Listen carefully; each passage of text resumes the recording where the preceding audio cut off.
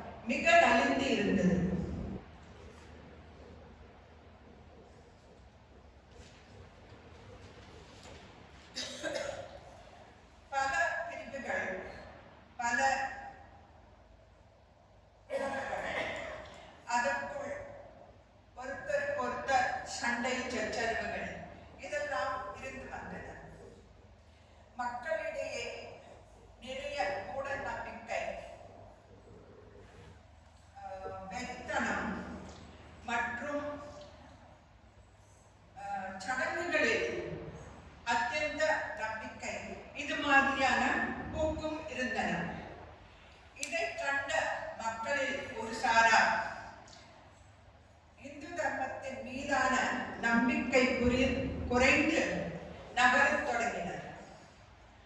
மேலும் மற்ற மதத்தின் ஆதிக்கமும் பாதிப்பும் இருந்து வந்தது. இந்த மாதிரி காலகட்டத்தில் ஆதிசங்கரர் இமாலயத்தில் இருந்து கன்னியாகுமரி வரை பாத யாத்திரை மேற்கொண்டார். அவர் ஒரு ஊராக, ஒரு கிராமமாக, ஒரு கோவிலாக சென்று அங்கு உள்ள மத ஆச்சாரியர்களிடம், அறிஞர்களிடம், கிராமத்து பெரியவர்களிடம், ஊர் பெரியவர்களிடம் எல்லோரிடமும் பேசினார். தன்னுடைய கருத்துக்களை, தன்னுடைய கொள்கைகளை அவர்களிடம் வாதம் புரிந்து, தர்க்கம் செய்து, பேச்சுவார்த்தை நடத்தி அவர்களுக்கு விளங்க செய்தார். இந்து மதத்தில் பல மரபுகளை ஒருங்கிணைக்க அவர் ஒரு காமன் ஃப்ரேம்வொர்க் உண்டாக்கினார். அதாவது பொதுவான செயல்முறை. பிறகு ஷண்மகம் என்னும் ஒரு எல்லா தெய்வத்தையும் சேர்ந்து வழிபடும் முறையை அவர் உருவாக்கினார். அதாவது விநாயகர், சிவன், விஷ்ணு, தேவி, முருகன், சூரியன் இவை எல்லாரையும் சேர்ந்து வழிபடும் முறை. எல்லா தெய்வங்களும் ஒரே பிரம்மத்தின் அம்சம் என்று வலியுறுத்தினார். இதெல்லாம் அவரால் சாதாரணமாக செய்ய முடியுமா? இது சுலபமான காரியமா? இல்லை, கடினமான காரியம், சிக்கலான காரியம். இதை அவரால் எப்படி செய்ய முடிந்தது? அவருக்கு பணபலம் இருந்ததா? அவருக்கு ஆட்பலம் இருந்ததா? ராஜா மாதிரி ஒரு படை எடுத்துட்டு ஒரு ஊருக்கு போயிட்டு நாளையிலிருந்து எல்லாரும் என்னோட பேச்சை கேட்கணும் என்று சொன்னாரா? 6 வயதில் வேதம் கற்று 8 வயதில் துறவரம் பூண்டு ஓங்காரேஸ்வரை தம் குரு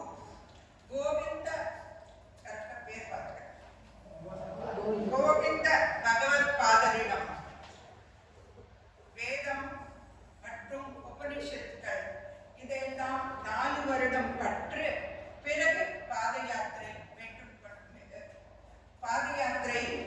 ஆரம்பித்தார். அவருடைய பலம் என்னவென்றால் அவர் சாட்சாத் தட்சிணாமூர்த்தியின் அம்சம். அவரிடம் ஞானம் இருந்தது, தைரியம், துணிவு, அதாவது ஸ்ட்ரென்த் ஆஃப் கன்விக்ஷன், ஆகர்ஷண சக்தி, ஒரு தேஜஸ் மற்றும் கடவுளின் அனுகிரகம் இருந்தது. இதையெல்லாம் சேர்ந்து அவரால் செயல்பட முடிந்தது. He is remembered as a unifier of different diverse Hindu traditions and practices. அந்த மகானின் ஞானத்தை போற்றுவோம். அடுத்ததாக, இரண்டாவதாக அவர் நிறுவிய மடங்களை பற்றி பேசுவோம். ஆதிசங்கரர் ஒரு தீர்க்கதரிசி, தூர நோக்கு பார்வை உள்ளவர். அத்வைத சித்தாந்தத்தை பாதுகாக்கவும், இந்து தர்மத்தை பாதுகாக்கவும், மேலும் மக்களை ஊக்குவிக்கவும் அவர் 4 திசையிலும் 4 மடங்களை நிறுவினார். அவருக்கு பிரதானமான 4 சீடர்கள் பத்மபாதர், தோடகாச்சாரியார், ஹஸ்தமலகாச்சாரியார் மற்றும் சுரேஸ்வரர். இந்த 4 சிஷ்யர்களும் அவர்கள் தலைமையில் 4 மடங்கள் அமைத்தார்கள். இந்த மடங்கள் ஒவ்வொன்றும் ஒரு வேதத்தையும்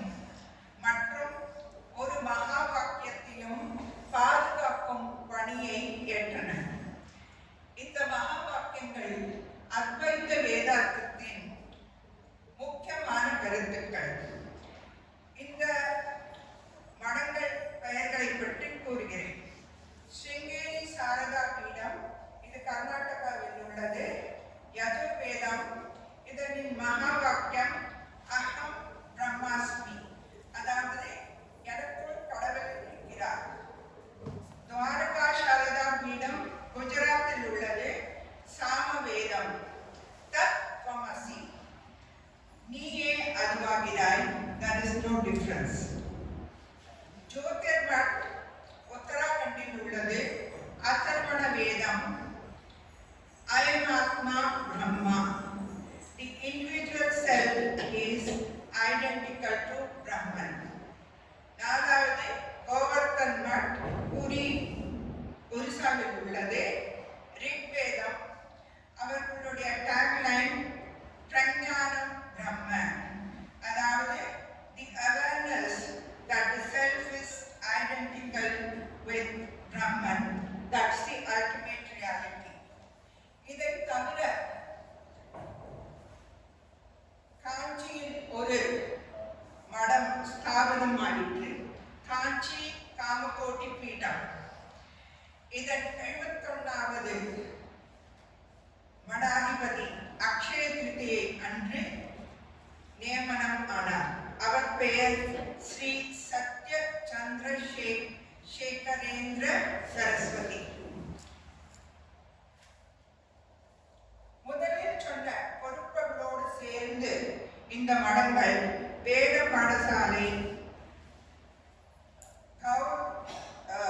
கௌ சம்ரட்சணம், சொல்லிக்கலாம் சான்ஸ்கிரிட்ல தான், கோ சம்ரட்சணம், கோவில், ஸ்கூல், இது மாதிரியான பணிகளும் செய்து வருகின்றன.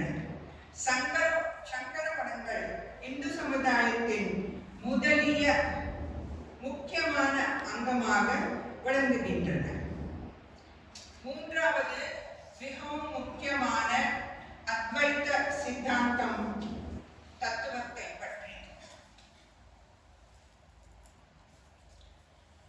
ஆதிசங்கரர் அத்வைத தத்துவத்தை பற்றி உலகிற்கு ஒரு புதிய கண்ணோட்டத்தை அறிமுகப்படுத்தி வைத்தார்.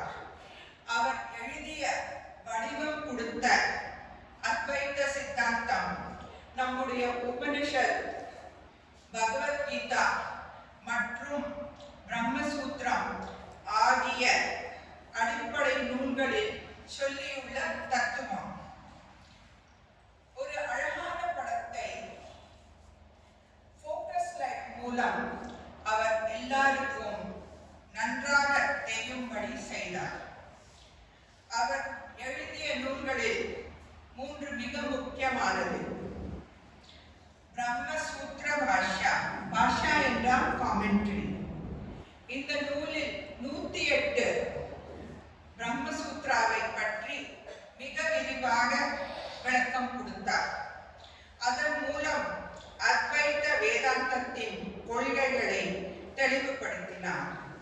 இந்த நூலின் அடிப்படையில் தான் அத்வைத சித்தாந்தம் இந்து மதத்தின் முக்கிய அங்கமாக இடம்பெற்றது.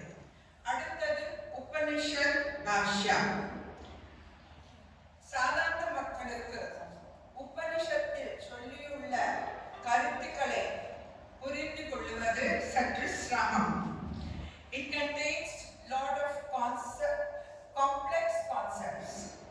ஆதிசங்கரர் இதை எளிதாக எல்லோரும் புரியும்படியான வகையில் உரை எழுதினார்.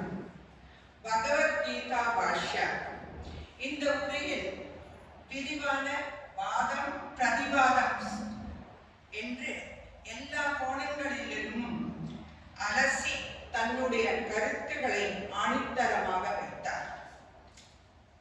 இதை தவிர அவர் பல நூல்கள் எழுதினார். அதில் சில நூல்கள் உபதேச சரஸ்வி, ஆத்மபோதா, தத்துவபோதா, விவேக சூடாமணி. தனது ஞானம், கூர்மையான பகுத்தறிவு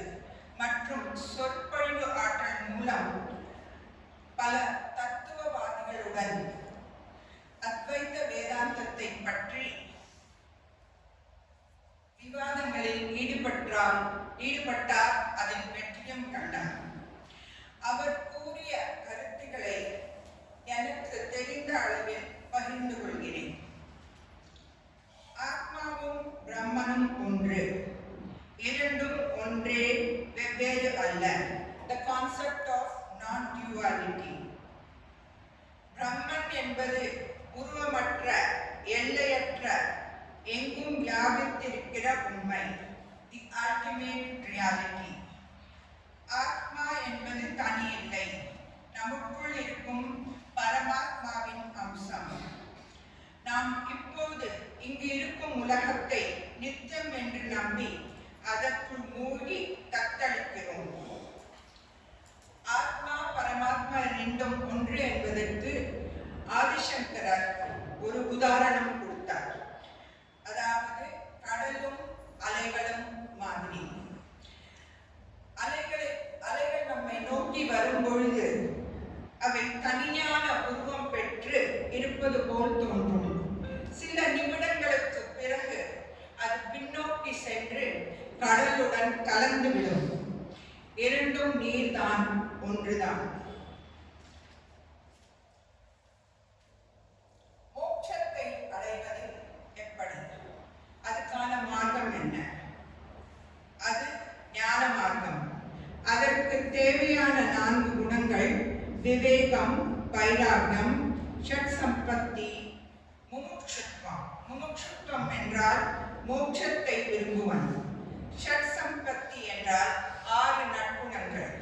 அதாவது inner peace, control over senses, no worldly desires, tolerance, faith and focus. இது மிகவும் கடினமான மார்க்கம் என்று அவரே சொல்லுகிறார். There are 2 dimensions to God realization. One is Nirakar, that is seeking or merging with the formless Brahman. The other one is Sakar, that is experiencing God in a personal form. ஒன்று ஞான மார்க்கம், இன்னொன்று பக்தி மார்க்கம். அவருடைய புத்தகம் பிரபோத் சுதாகர். இதில் அவர் கடவுளை அடைய பக்தி மார்க்கத்தை பற்றி பேசுகிறார். இதில் மிக கருணையுடன் ஜோதிர்மயமாக இருக்கும் கிருஷ்ணரை வர்ணிக்கிறார். அவனை துதியுங்கள், அவன் உங்களுக்கு வழிகாட்டுவான், முக்தி தருவான் என்று சொல்லுகிறார். இந்த 2 மார்க்கமும் ஒரே பரமாத்மாவின் பக்கம் போகும். கடைசியில் பரமாத்மாவின் பாதத்தில் கொண்டுவிடும் வழிகள். இதில் ஒரு முரண்பாடும் இல்லை. ஆதிசங்கராவின் அத்வைத சித்தாந்தத்தை பற்றி மேலும் அறிய சுவாமி பரமானந்த பாரதி அவர்கள் எழுதிய புத்தகத்தை படிக்கலாம். 4வதாக அவர் படைத்த ஸ்தோத்திரங்களை பற்றி பேசலாம். அவர் எழுதிய ஸ்தோத்திரங்களின் பெயரை சிலதை படிக்கிறேன்.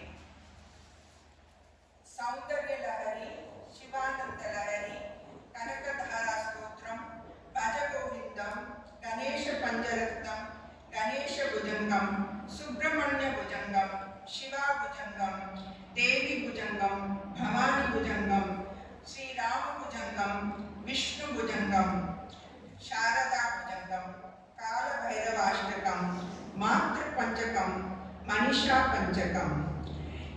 This is not an exhaustive list. அவர் எழுதிய ஸ்தோத்திரங்களில் இருந்து 4 ஸ்லோகங்களின் விசேஷத்தையும் பின்னணி கதையும் கூறுகிறேன். கனகதாரா ஸ்தோத்திரம். இந்த ஸ்தோத்திரம் எர்ணாகுளத்தில் உள்ள புன்னோர்கோடு கிராமத்தில் இயற்றப்பட்டது. சங்கரர் யாச்சகம் கேட்க ஒரு அம்மையார் வீட்டுக்கு சென்றார். அந்தோ பரிதாபம், அந்த வீட்டில் அவருக்கு கொடுக்க ஒன்றுமே இல்லை. மிகவும் தேடி ஒரு நெல்லிக்கனியை அந்த அம்மா அவருடைய ஓட்டில் போட்டார். அந்த வீட்டின் ஏழ்மை நிலைமையை கண்ட சங்கரர் அங்கு நின்றவாறே கனகதாரா ஸ்தோத்திரத்தை இயற்றினார். அவர் பாடி முடிப்பதற்குள் லக்ஷ்மி தேவி தாயார் அந்த வீட்டின் கூரையிலிருந்து தங்க நெல்லிக்கனியை வர்ஷித்தார். அந்த வீடு அதற்கு பிறகு ஸ்வர்ண இல்லம் என்று பெயர் பெற்றது. இப்பொழுது அங்கு ஒரு லக்ஷ்மி தேவியின் கோவில் உள்ளது. அடுத்ததாக பஜகோவிந்தம். இது எல்லோரும் அறிந்த பாடல். இதை காசியில் எழுதினார். அங்கு வயோதிகர் ஒரு இலக்கண புஸ்தகத்தை வைத்துக் கொண்டு மிகவும் சிரமத்துடன் கற்றுக்கொள்ள முயன்றிருந்தார். அதை பார்த்த சங்கரர் இந்த பஜகோவிந்த பாடலை எழுதினார். அதன் தாற்பயம், கடைசி காலம் உன்னை நெருங்கி வரும் ஞானத்தை, அதாவது உண்மையான அறிவை பெற்றுக்கொள். நீ கற்றுக்கொள்ளும் இலக்கண அறிவு எதுவும் உன்னை காப்பாற்றாது. இந்த ஸ்லோகம் கிருஷ்ணரின் வடிவத்தில் விஷ்ணுவுக்கு அர்ப்பணிக்கப்பட்டது. அடுத்ததாக மனிஷ பஞ்சகம். இதுவும் காசியில்தான் இயற்றினார். அங்கு அவர் நடந்து செல்லும் பொழுது ஒரு வயோதிகர் கிழிந்த ஆடைகளுடன், அழுக்கான உடையுடன் அவர் எதிரில் நடந்து சென்றார். சு நகரு என்று ஆதிசங்கரர் சொன்னார். அதற்கு அந்த வயோதிகர், நகரச் சொன்னது என்னையா அல்லது ஆத்மாவையா என்று கேட்டார். பொறி தட்டியது போல் தத்வமசி என்ற வாக்கியம் ஆதிசங்கருக்கு நினைவு வந்தது. இந்த நிகழ்ச்சிக்கு பிறகு அவர் மனிஷா பஞ்சகம் இயற்றினார். இந்த ஸ்லோகத்தில் அத்வைத வேதாந்தத்தின் கொள்கைகளை சுருக்கமாக 5 பாடல்களில் சொல்லியிருக்கிறார். 4வதாக மாத்ருகா பஞ்சகம். ஆதிசங்கரர் தனது தாய்க்கு அஞ்சலி செலுத்தும் விதமாக இதை இயற்றினார். நமது பாரம்பரியத்தில் தாயின் முக்கியத்துவம் பற்றி இந்த ஸ்லோகம் கூறுகிறது. அவர் ஸ்தோத்திரங்களில் பக்தி பாவம், அத்வைத்த போதனைகள் மற்றும் போயட்ரி, அதாவது அழகான நடை, வர்ணனை இருக்கும். உதாரணம் சௌந்தர்ய லஹரி, சுப்பிரமணிய புஜங்கம் ஆதி. அவர் இயற்றிய எல்லா ஸ்தோத்திரங்களும் மிகவும் விசேஷமானவை, சக்தி வாய்ந்தவை. ஆதிசங்கராச்சாரியார் நமக்கு அளித்த பொக்கிஷம் அவரது அத்வைத வேதாந்த தத்துவம் மற்றும் பல்வேறு இந்து மரபுகளை ஒன்றாக இணைத்து வைத்தது. அவருடைய சித்தாந்தங்கள் இந்தியாவில் மட்டுமில்லாமல் பல்வேறு தேசங்களில் உள்ள தத்துவ ஞானிகளை கவர்ந்து இருக்கிறது.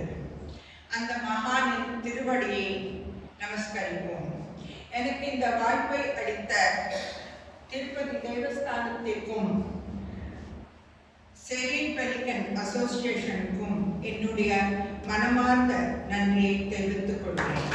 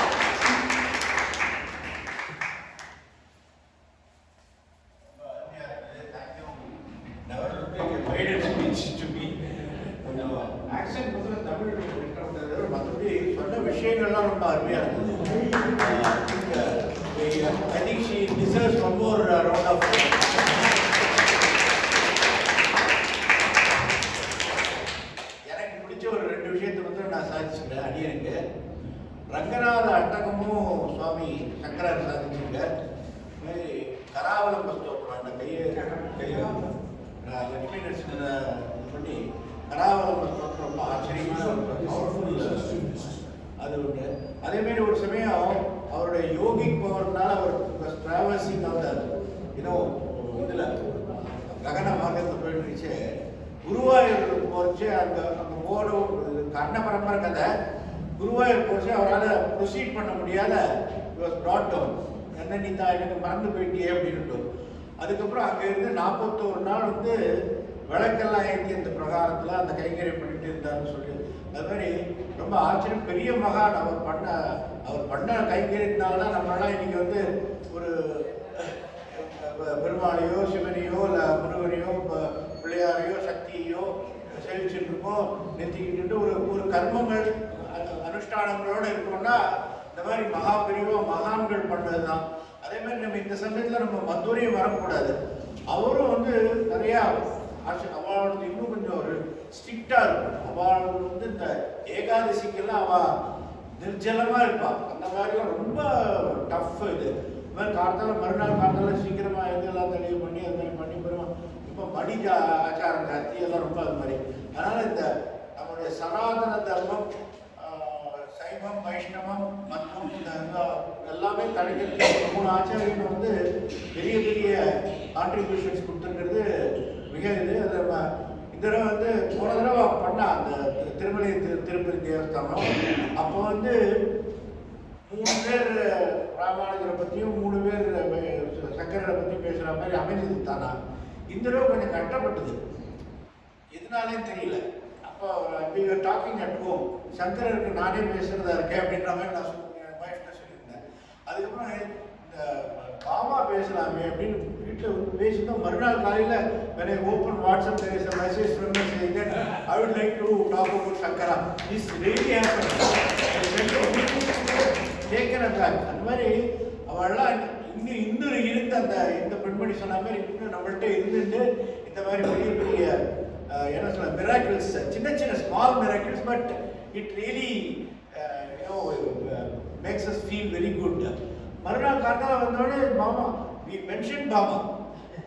We don't want to go on canvas or do something.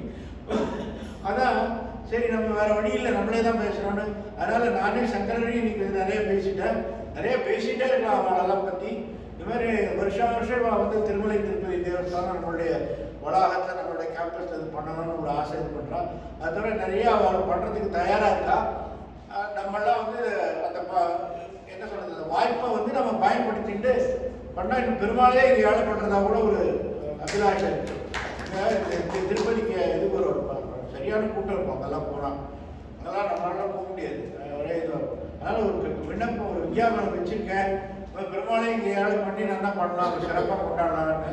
அதனால் எல்லாரும் வந்து இருந்து 3 நாளும் my sincere thanks to Uma madam, Uma Venkataramani madam for really நான் எனக்கு my granddaughter was at home, so அதனால் I was fully engaged.